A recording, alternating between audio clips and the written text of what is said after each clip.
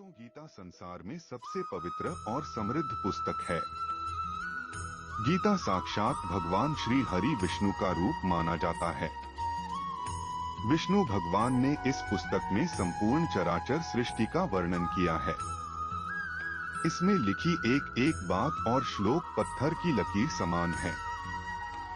इसलिए गीता को भारत में ही नहीं बल्कि विश्व में भी महान पुस्तक माना जाता है।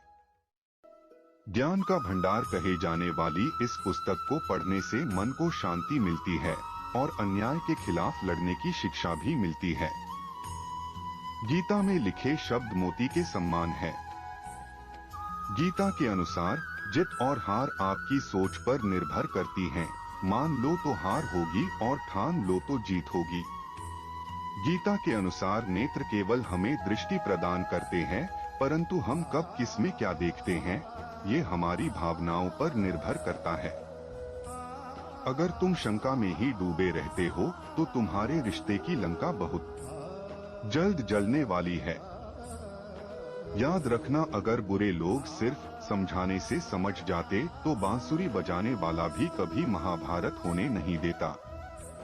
गीता के अनुसार जिंदगी में हम कितने सही हैं और कितने गलत हैं, यह केवल दो लोग जानते हैं, एक परमात्मा और दूसरी हमारी अंतरात्मा। जब तक शरीर है तब तक कमजोरियां तो रहेगी ही, इसलिए कमजोरियों की चिंता छोड़ो और जो सही कर्म है उस पर अपना ध्यान लगाओ।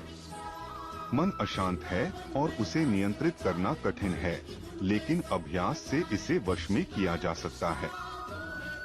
मन की शांति से बढ़कर इस संसार में कोई भी संपत्ति नहीं है। कोई भी इंसान जन्म से नहीं बल्कि अपने कर्मों से महान बनता है। गीता में लिखा है, जब इंसान की जरूरत बदल जाती है तब इंसान के बात करने का तरीका बदल जाता है। चुप रहने से बड़ा कोई जवाब नहीं और माफ कर देने से बड़ी कोई सजा नहीं। सदैव संदेह करने वाले व्यक्ति के लिए प्रसन्नता ना इस लोक में है ना ही कहीं और। गीता में भगवान श्री कृष्ण अर्जुन को कहते हैं कि किसी चीज को शुरू करने के लिए कभी कोई सही समय नहीं होता। मनुष्य जब कोई चीज शुरू करता है वही उसके लिए सही समय होता है।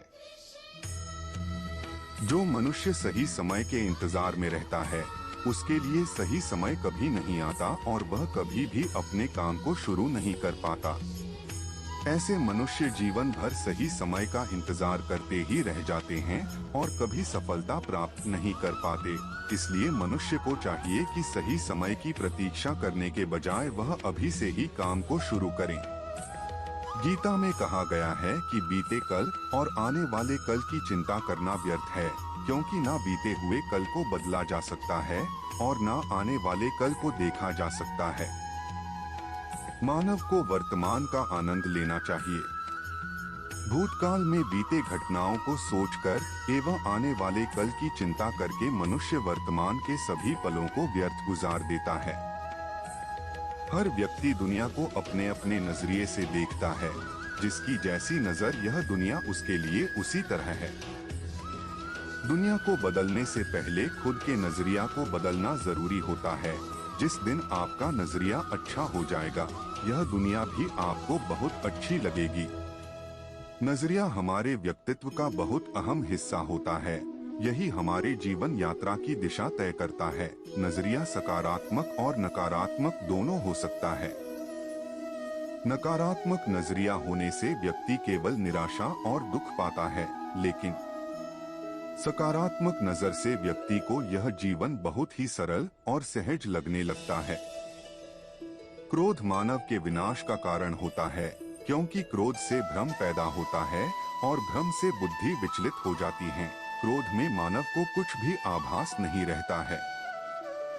क्रोध में मानव अपनों के प्रति भी गलत शब्द का प्रयोग करता है। गलत शब्द व्यक्ति को दिल से चोट पहुंचाता है, जो घाव कभी मिट नहीं पाता। क्रोध में मानव कभी भी सही निर्णय नहीं ले पाता और क्रोध में ली गई निर्णय हमेशा ही दुखदायी होती है। क्रोध में व्यक्ति की आंखें बंद हो जाती है और उसका मुंह खुल जाता है। वह समझ ही नहीं पाता कि क्या सही और गलत है। क्रोध उसे गलत राह पर ले जाती है।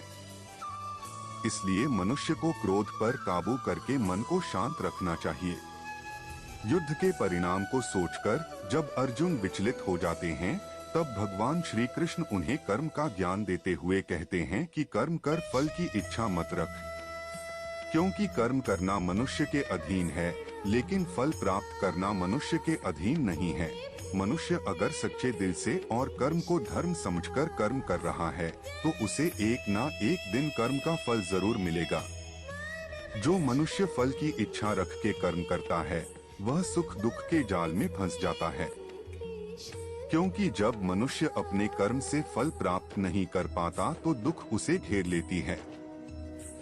फल की पहली चिंता करने से मनुष्य अपने कर्म को सही से नहीं कर पाता, लेकिन जो मनुष्य बिना फल की चिंता किए कर्म को करता है, उसे फल अवश्य मिलता है और वही व्यक्ति ज्ञानी होता है।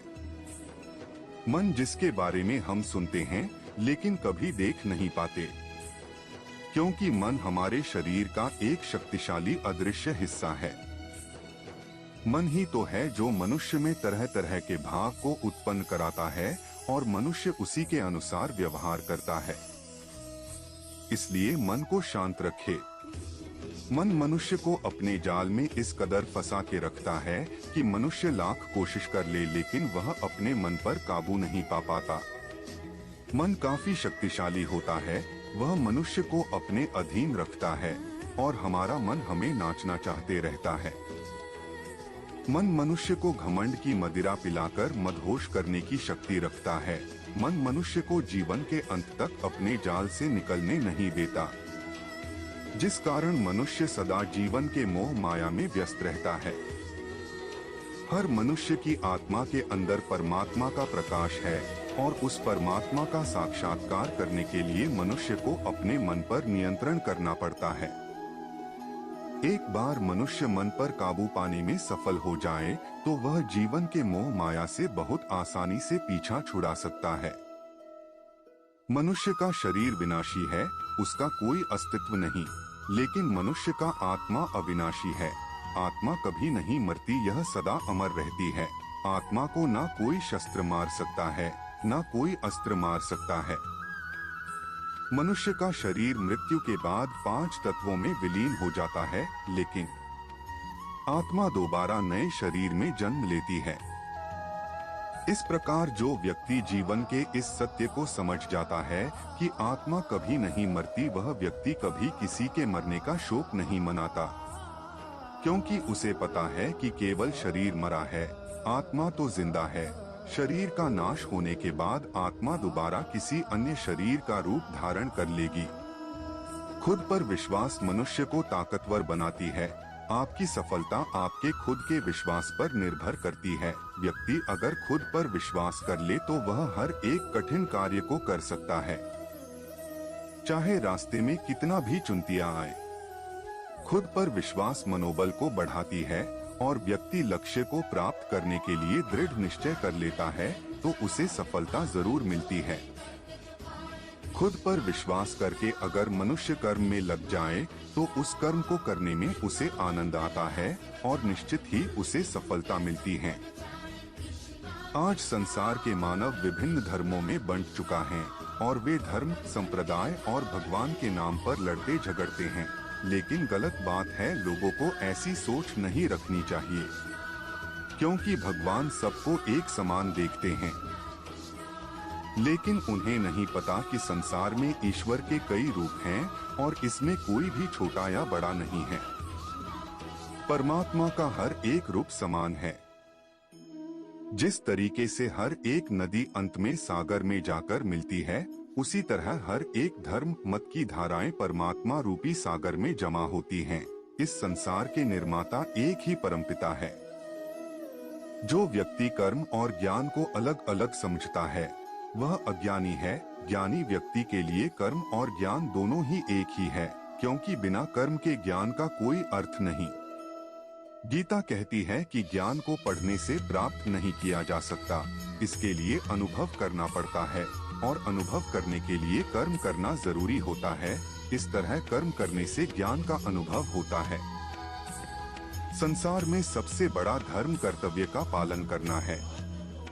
जो व्यक्ति अपने कर्तव्यों का भली भांति पालन करता है, उसे सुख और मन की शांति का अनुभव होता है। अपना कर्म भले ही कितना ही कष्टदायक क्यों ना हो, लेकिन अपने कर्म को कर्तव्य समझकर करना दूसरे की नकल करने से श्रेष्ठ होता है। कर्तव्य मनुष्य को बेहतर बनाता है। हर एक कर्म में दोष होता है, इसलिए दोष देकर अपने कर्तव्य से पीछे नहीं हटना चाहिए और पूरे मेहनत और लगन से उस कार्य को पूरा करना चाहिए। तभी आप जीवन में एक सफल इंसान बन पाओगे।